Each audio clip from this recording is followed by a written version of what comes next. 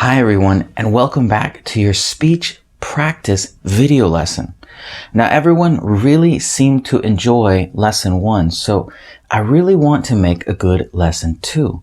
And I have our article here, which I'm going to put in the corner like I did last time. And what I want to do is continue to break down each sentence, each way, and see if we can find a better way to say each part. Now, if you're new here, subscribe to the channel. I try to help everyone with their English issues, from speaking or listening comprehension or even phonics, because the most important thing is, can you say the words right? It's one thing to be able to speak and to understand, but if your sound is funny, people will never take your ability seriously. You will always be a second language learner, which there's nothing wrong with that. But if you truly want to be fluent, that phonics part, even though it's really little level, it's super, super important. But that's not what we're doing here today. Today, we are going to work on your speech. Now, it's weird because I'm looking at the camera and I feel like I'm very far off of the video, but I need a larger area here to put the article up while we read it. So let's get started here. I'll have it up here. Today's article is a science one, which may have some difficult words, but that's okay. Don't worry about that. Let's figure out our natural pauses, our intonations and tones and things of that nature. Here we go. Here's the topic, or the title. Insect inspired. Insect inspired. You see that insect inspired? There's even a hyphen there. We're going to give it a little bit of a pause, right? Because it just doesn't seem natural to do it a normal speed. Insect inspired. Insect gives you more of an emphasis on the last T in insect.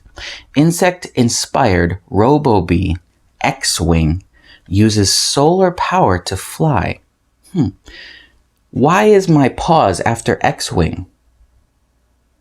Because we describe something else, right?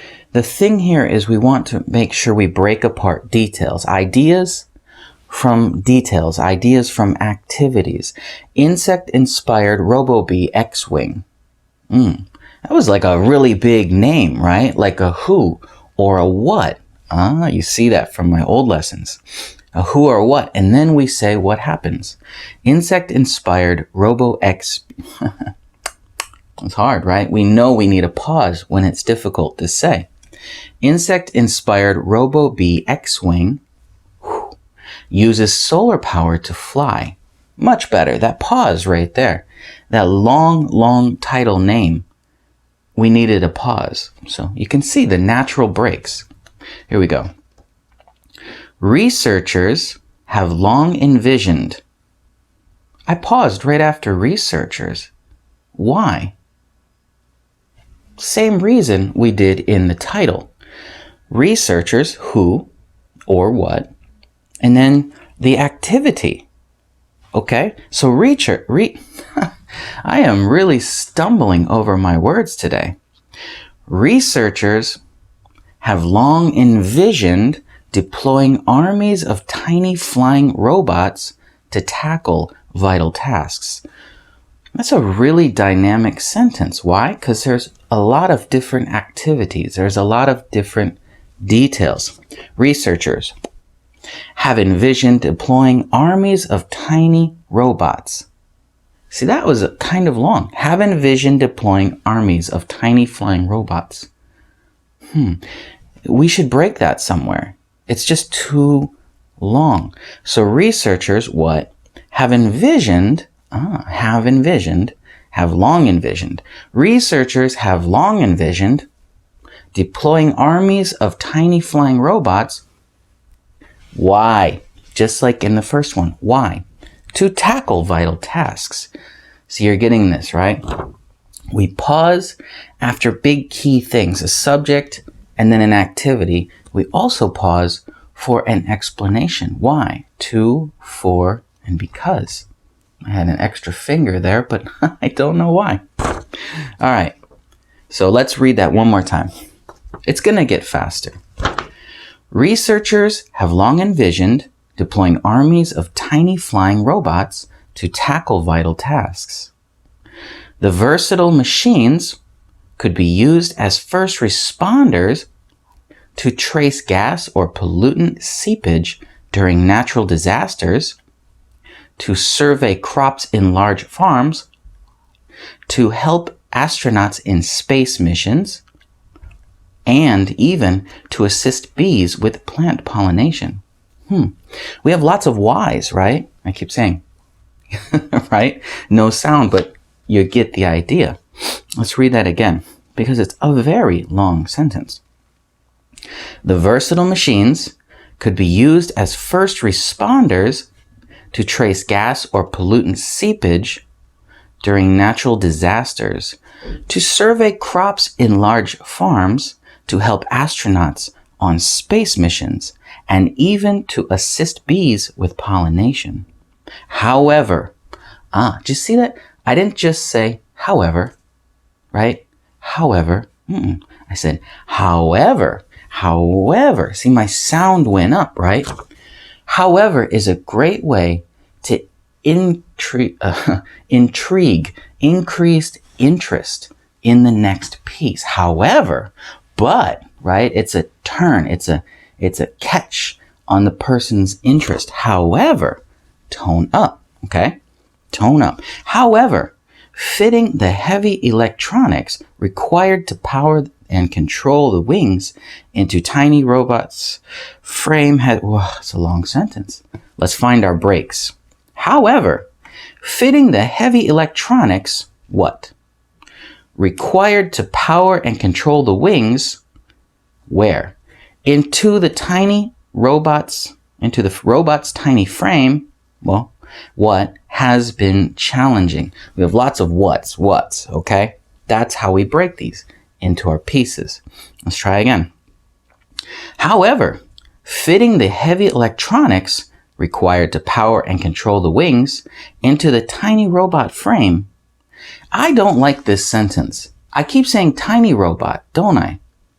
It just doesn't seem right to have the detail after that, but it's the subject is the frame, not the actual robot. So the tiny describes frame, which sometimes the grammar is right, but when it comes to speaking, it's in the wrong spot. You see what I mean? For me, when I say this, I want to say tiny robots frame, okay? But here, the grammar says robots, what? Tiny frame. Sometimes grammar and speaking don't match, and that's something that is difficult for students. So I'm going to tell you a secret. There are two types of English. Yeah. There are two types of English, really. There's academic English, where the grammar and everything is perfect. And then there's communication English, where you communicate an idea effectively at the expense of grammar sometimes. I'm very good at the communication aspect. I'm not so good I'm not as good at the grammar part. So here is a perfect example of why this is difficult. However, we'll read it both ways, okay? Here. However, fitting the heavy electronics required to power and control the wings into the tiny... It just doesn't sound good, right? The robot's tiny frame. I cannot say this sentence. However, fitting the heavy electronics required to power and control the wings into the robot's tiny frame has been challenging. Reading the sentence has been challenging. So what I mean to show you is sometimes the words don't match up with how we want to say it. And this is where you have to think, what's more important? Being true to what's written, or being able to deliver my message effectively? And since this is a speaking thing, a speaking lesson, I'm teaching you how to speak well. Change it. Change it. Don't sit there and fight it like I'm fighting right now, because it's awkward. It doesn't feel good to you, and the person listening can easily get confused. Okay? So remember that. If something doesn't feel right to say, change it. Change it. Don't even think about it. Don't waste your time trying to force it to work. Change it. So let's change this. However, fitting the heavy electronics required to power and control the wings into the tiny robot's frame has been challenging. That is so much more comfortable to say. The thing here is be comfortable with speaking. Don't make it difficult. It's already difficult enough. Many people are nervous when they speak, so don't try to add a difficult sentence to say on top of being nervous. That's crazy. Let's keep going. Man, that was a hard sentence. Now, there is hope. Oh, there is hope. Why? It's a positive word. Anytime you have a positive word, tone up. Just like however, right? However. But now, there is hope. Something positive. Thanks to RoboBee X-Wing. Terrible name. The world's lightest aerial vehicle that can fly without being tethered to a power source. Let's break that. Let's make that more natural. Now, there is hope. Thanks to RoboBee X-Wing, the world's lightest aerial vehicle that can fly without being tethered to a power source. There should be a pause after tethered, but for me, it doesn't sound good. Let's think about that. Now, there is hope. Thanks to RoboBee X-Wing, the world's lightest aerial vehicle that can fly without being tethered to a power source. You could pause after tethered, but there's 4 words and 2 of them are small. Just go through. If you have the breath to finish the sentence, finish it. You don't have to force a pause, okay? Next paragraph. Unveiled by Harvard researchers on June 26, 2019, the insect-inspired robot weighs a mere 259 milligrams, has a wingspan of 3.5 centimeters, and stands 6.5 centimeters high. Whenever you're reading a sentence, whenever you're speaking a sentence with lots of numbers, take your time. There is absolutely no reason to rush when you do speaking, but there is a reason to not rush when you do numbers. Why? Numbers are something that people have to really pay attention to. So if you slow down, they will focus again.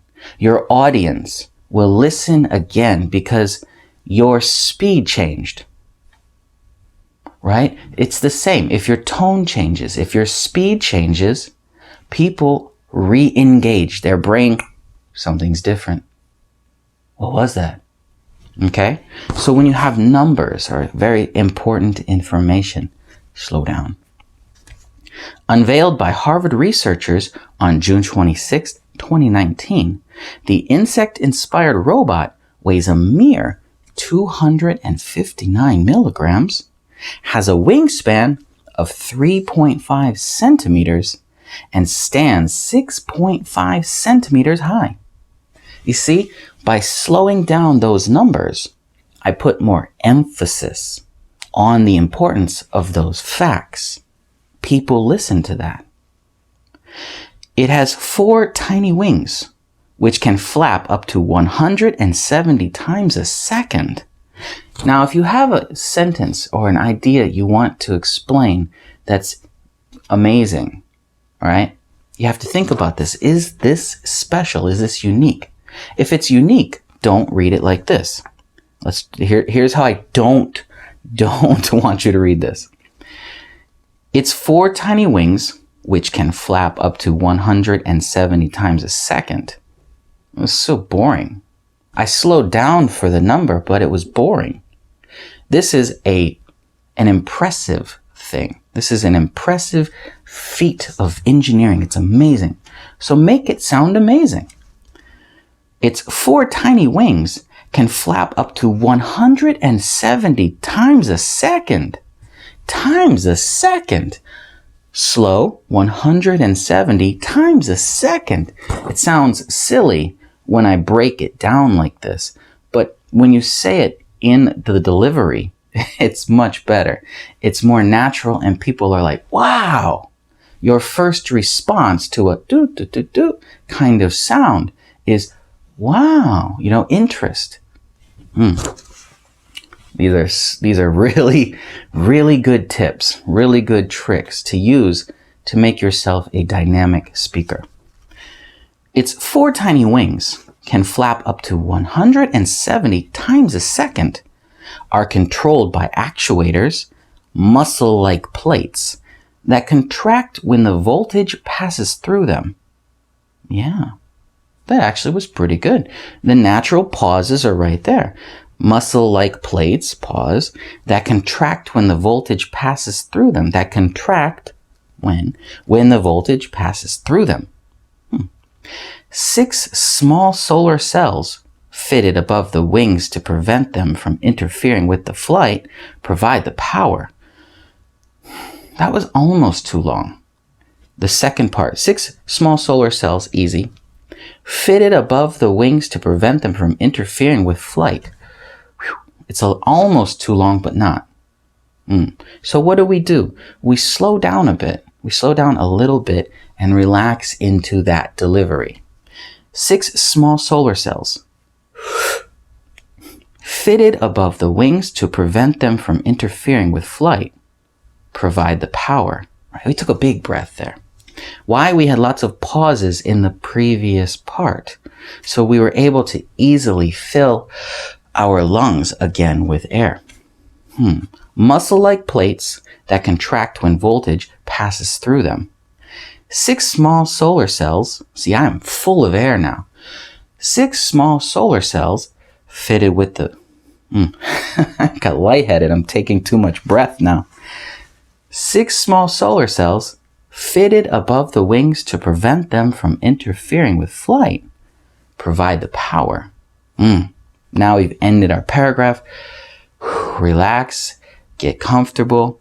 To test its flying capabilities, the team, led by postdoctoral fellow Noah Jeffries and PhD student Elizabeth Helbling.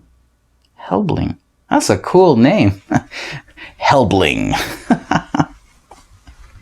I'm sorry. Exposed the RoboBX wings. Ew, it's an ugly name, which makes it hard to say. RoboBX wings. Exposed the RoboBX wings solar cells to a combination of halogen and LED lighting. Well, that's an ugly sentence. Let's break it. To test its flying capabilities, the team, led by postdoctoral fellow Noah Jeffries and PhD student Elizabeth Helbling, cool name. That was easy. That was the easy part. Okay? Let's look at this ugly part, because this is an ugly part. Exposed the RoboBX wings solar cells to a combination of halogen and LED lighting. That's the only way to break this up easily. Yeah. Sometimes the sentences, like I said, the grammar is right, but they're ugly to deliver. So you have to be creative with your pauses. One more time, just because it's fun to practice. To test its flying capabilities, the team, led by postdoctoral fellow Noah Jeffries and PhD student Elizabeth Helbling, exposed the RoboBX wing solar cells to a combination of halogen and LED lighting. That's where I break it, right there. RoboBX wings solar cells, right there, solar cells, to a combination of. Okay, good. We've got that. To their delight. Ooh, it's a happy word. To their delight. To their delight. The tone. Stop it, Chris. To their delight, the tiny robot's wings began to flap, and it rose, sustaining an untethered flight for about half a second. That sounds kind of sad, right? Only half a second. Okay?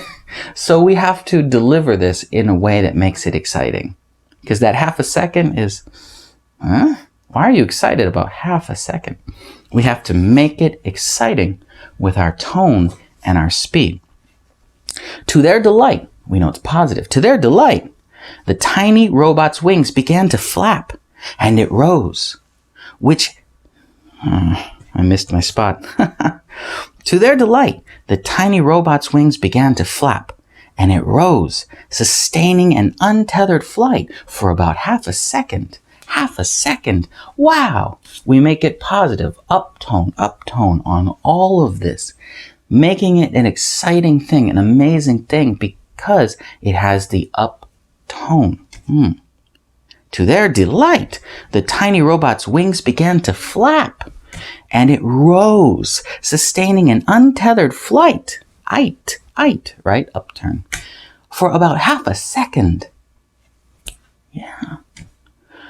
Though the robot, which was tied to a Kevlar safety harness, lost its flight capability soon as the power source was switched off, its short, unassisted flight was hailed as a huge milestone for the future of tiny flying robots. This is a tough one to read, because it's more of a grammatically perfect essay and less of a speech, but you can always make these work. Though the robot, which was tied, though is kind of like a, and this happened, right? It's a little bit of a down tone. Though the robot, which was tied to a Kevlar safety harness, lost its flight capabilities as soon as the power source was switched off, its short, unassisted flight was hailed as a huge milestone for the future of tiny flying robots. We had a though. A though is a negative type thing. Oh, sad, right? But we brought it up with our up tone because it's a recovery. It's a success. There's a failure, but there's a success. We brought it down and brought it back up. This type of inflection, these types of rising and falling tones, keep your audience interested. It's a great skill to practice, and it's awesome when you think of it as an idea. It's easy. When you read the sentence, it may be difficult, but if you break the sentence into ideas, negative idea, positive idea, see, it was easy. Here we go. Oh, back page. We getting this. However, remember, though the current prototype is a step in the right direction, Robo-B X-Wing is not quite ready for prime time. So we ended on, that negative, that, though this failure happened, we had a success. We're still uptone, right? We had this success, right? And however, still another uptone. However, though the current prototype is a step in the right direction, Robo-B X-Wing is not quite ready for prime time. See, we're making a conciliatory statement, right? Good, bad. We need to be in the middle. So we're going to make a conciliatory statement. Today's word, conciliatory. So here, listen to this again, and you'll hear what a conciliatory statement sounds like. However, though the current prototype is a step in the right direction, Robo-B X-Wing is not quite ready for prime time. Not quite ready for prime time. Not quite ready for prime time.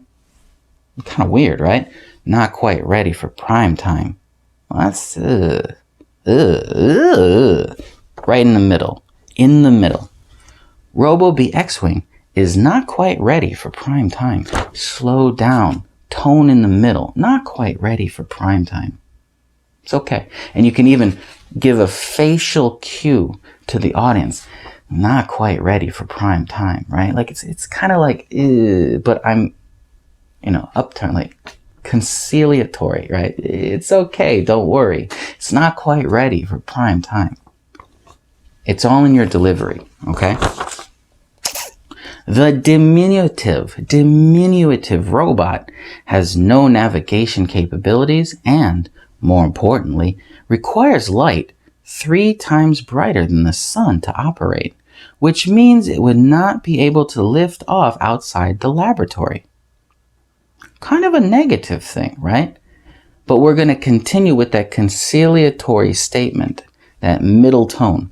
The diminutive robot, you don't have to make it cutesy. The diminutive robot has no navigation capabilities and, more importantly, requires light 3 times brighter than the sun to operate, which means it would not be able to lift off outside of the laboratory,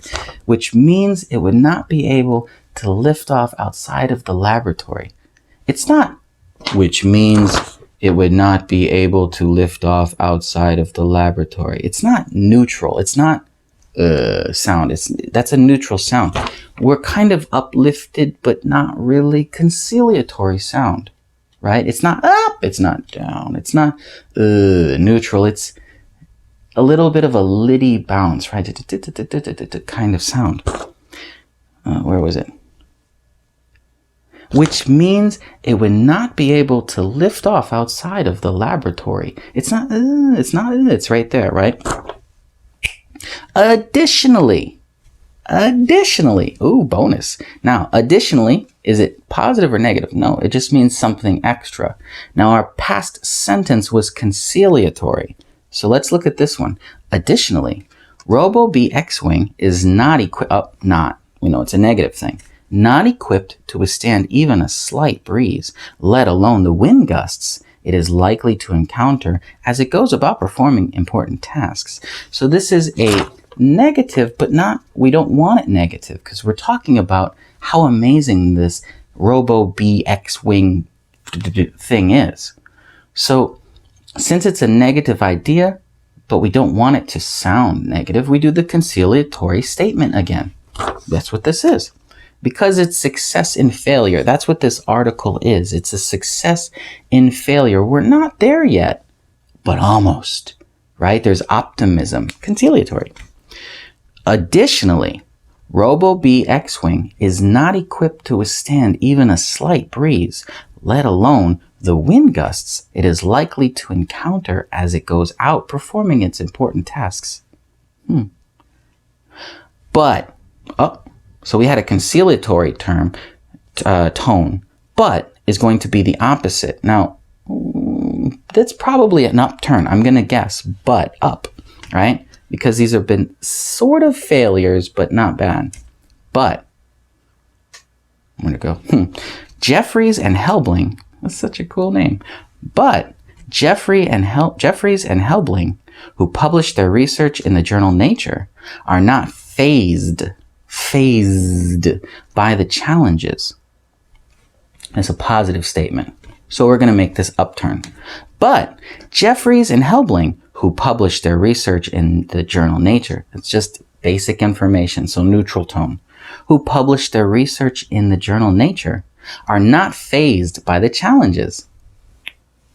The team is already working on a new and improved version of the robot. Still up. One that is 25% bigger, and needs light just 1.5 times brighter than the sun to work.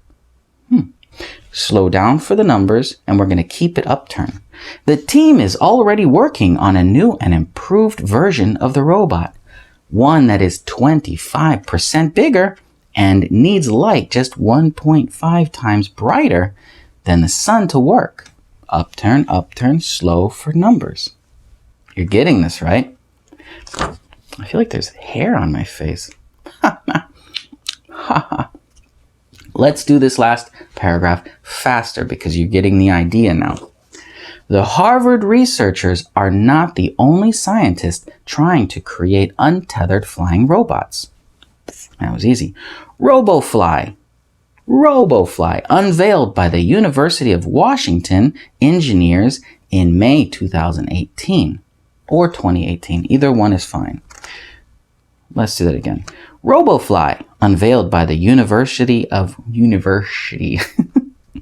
RoboFly, unveiled by the University of Washington engineers in May 2018, draws its power from an invisible laser beam. Invisible laser beam. That's a cool idea. So make it sound cool, right? Whoa, that's neat. That's amazing. So do that. Draws its power from an invisible laser beam. Whoa, right? Invisible laser beam. Similar to the RoboBee X-Wing, the tiny machine, which weighs just 190 milligrams, needs to be in the direct line of sight to its power source to stay aloft. One more time. Similar to the RoboBee X-Wing, the tiny machine, which weighs just 190 milligrams, needs to be in the direct line of sight to its power source to stay aloft. Though the robot can currently only take off and land, the team, led by Sawyer Fuller, an assistant professor at University of Washington's Department of Mechanical Engineering. In the first one, we didn't say UW, and at the end here, it says UW, the abbreviation, unless it is a famous abbreviation like USA or UK or something like that, a very specific abbreviation, use its full term. You're speaking. Here, we break it down into an abbreviation for writing, but you're speaking. Spit it out. It's fine. One more time. Where is it? There it is. Where is it? There it is. Though the robot can currently only take off and land, the team, led by Sawyer Fuller, an assistant professor at the University of Washington's Department of Mechanical Engineering, is working on ways to steer the laser to allow RoboFly to hover and fly around. Though, but we don't want, we don't want negative. Though, we're keeping it positive because this is a good outcome. The researchers also hope to experiment with other power sources, such as tiny batteries or energy harvested from, and to add more advanced brains and sensor systems that will enable future versions of the aerial machine to navigate and accomplish tasks independently. Big sentence to end it. Let's fix it. Let's put our pauses and then we're done. Yeah. The researchers also hope to experiment with other power sources such as tiny batteries. Anytime there's an or, pause, right? Such as tiny batteries or energy harvested from radio frequency signals, and to add more advanced brains and sensor systems that will enable future versions of the aerial machine to navigate and accomplish tasks independently. We ended on a high note, right? We've been conciliatory for a lot of this, but this is all positive outlook for the future. So we end on a positive note. Now, we broke down a lot of different ideas here. We broke down the idea of a conciliatory tone. It's not neutral. It's a little bit of a bouncy sound with optimism in it. Conciliatory, optimism, mixed it together. It's not positive, but it's not negative, right? It's not neutral. It's a happy neutral. There you go, happy neutral. So we learned the idea of conciliatory tone. We also learned that there are downward inflections and upward inflections. If you're failing and then succeeding, you're having success. So we want that tone thing. We learn to slow down for numbers and specific information, right? To grab the intention of the listeners again. And we also learned one of my most important lessons, and that is that the grammar written to perfection is not spoken the same way. Often you must change the perfect grammar to something more natural, something more comfortable to speak, because there are two types of English. Academic English, such as the article, and spoken English, such as what we're trying to learn how to do effectively. Effective communication is different from academic communication. Spoken word is always different from academic English. And there's no reason you can't be good at both. But I personally prefer communication English because everyone appreciates someone who's good at speaking and good at communicating. But people aren't too interested in people who are perfect at writing because boring. I hope you enjoyed this lesson, and I have another one that I'll film later today, but I have another lesson that I have to go to. So I will see you next time. Goodbye.